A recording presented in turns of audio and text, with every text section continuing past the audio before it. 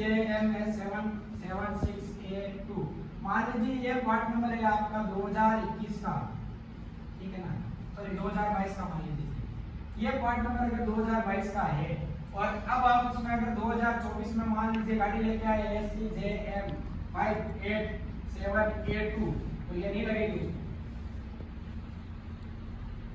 ये फर्क होता है इसमें और CDI में।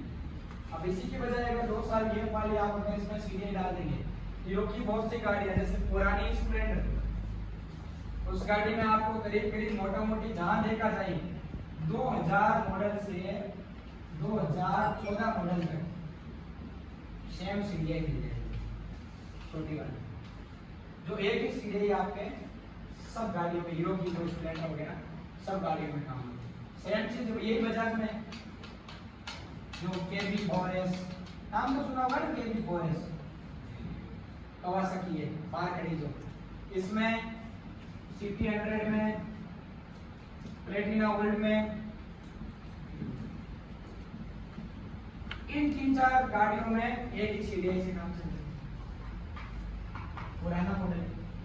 लेकिन इसी की जगह अगर मान लीजिए आपने यहाँ पे ECU दे दिया तो ये सब में नहीं लगेगा। यही फर्क होता है CDI और ECU।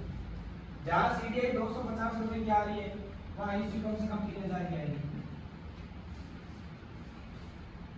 ठीक है, समझ में आया ECU का? ECU मतलब इश्यू करती रहती है, नाम ही ऐसा ही दे दिया इश्यू मतलब प्रॉब्लम। इश्यू राजा कुछ पल्ले पड़िए आपके साथ बताइए थोड़ा बताइए। ECU सेम मॉडल में लगेगा, 20 का 21 में लग जाएगा, लेकिन पार्ट नंबर सेम होना चाहिए।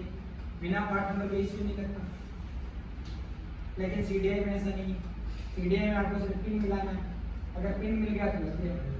ECU में तो पिन मिलेगा, 16 का 16 सेम मिलेगा, पर पार्ट नंबर लगाएगा कंपनी ने। उसका अंदर से सिस्टम, उसका जो PCB मॉड्यूल है, जैसे मोबाइल में PCB आता है, वो अलग बना के दे दिया जानबूझ के। ठीक है सर जी, ECU जो है उसका जो है चार्जिंग पॉइंट नहीं देता है, ऐसा क्यों? ECU देखिए अच्छा सवाल। ECU के अंदर चार्जिंग का जो सिस्टम होता है वो होता है, लेकिन ECU में डायरेक्टली कोई भी सिस्टम नहीं होता, डायरेक्टली CDI में भी कोई सिस्टम नहीं होता। ECU जो है वो सेम काम वही का हो रहा है, चाहे मान लीजिए आपका ECU है चाहे CDI है, काम जो पहले हो रहा था मैनेजमेंट का वही हो रहा है उसी से।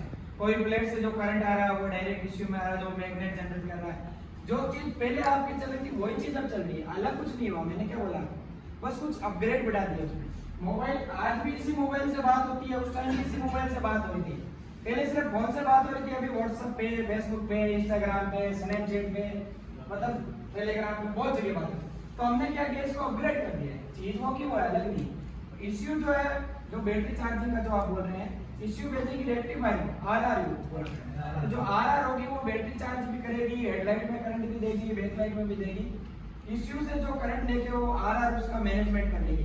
कभी कभार RRU में हद से ज्यादा करंट आता है, RRU भी शॉर्ट हो जाता है, और RR शॉर्ट होती है तो आपका बार बार हेडलाइट का जो आगे का बल्ब बार बार टूट जाएगा, फूट जाएगा, शॉर्ट हो जाएगा, खराब हो जाएगा। बैकलाइट का बल्ब बार बार चला जाएगा, कभी कुछ होगा, कभी ब्रेक में हॉर्न नहीं लगेगा, कभी ब्रेक का लाइट लगाते ही पीछे का बल्ब शॉर्ट हो जाएगा। RR का भी फॉल्ट आता है। और होंडा की गाड़ियों में अगर RR खराब हो तो गाड़ी भी स्टार्ट नहीं होगी बिना बैटरी के।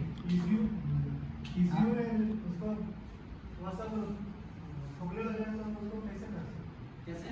जैसे बल्ब सब फूकने को लगेगा। हाँ, अगर मान लीजिए आप सवाल पूछा कम से कम पीछे बैठ के, बढ़िया बात है। अगर मान लीजिए बल्ब फूकने लगे, सही बात है। अब मान लीजिए आपकी गाड़ी में चाहे BS6 है, BS4 है, BS3 है, ये सबके लिए लागू होता है, ठीक है ना। मान लीजिए बार बार बल्ब शॉर्ट होता है, RRU रेगुलेटर, ये काम की चीजें लिखी, रेक्टिफायर यूनिट,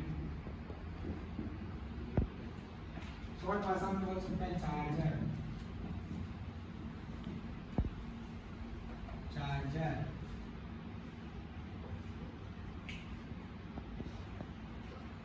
के रेक्टिफायर यूनिट, शॉर्ट भाषा में चार्जर। हर गाड़ी में आएगा, टू व्हीलर में, फोर व्हीलर में, थ्री व्हीलर में, फाइव व्हीलर में, ट्रक में, बस में, टेम्पो में। ट्रेन में आता है कि नहीं आता पता नहीं, ट्रेन में भी आता है, डीजल गाड़ी में, इलेक्ट्रिक में नहीं आता।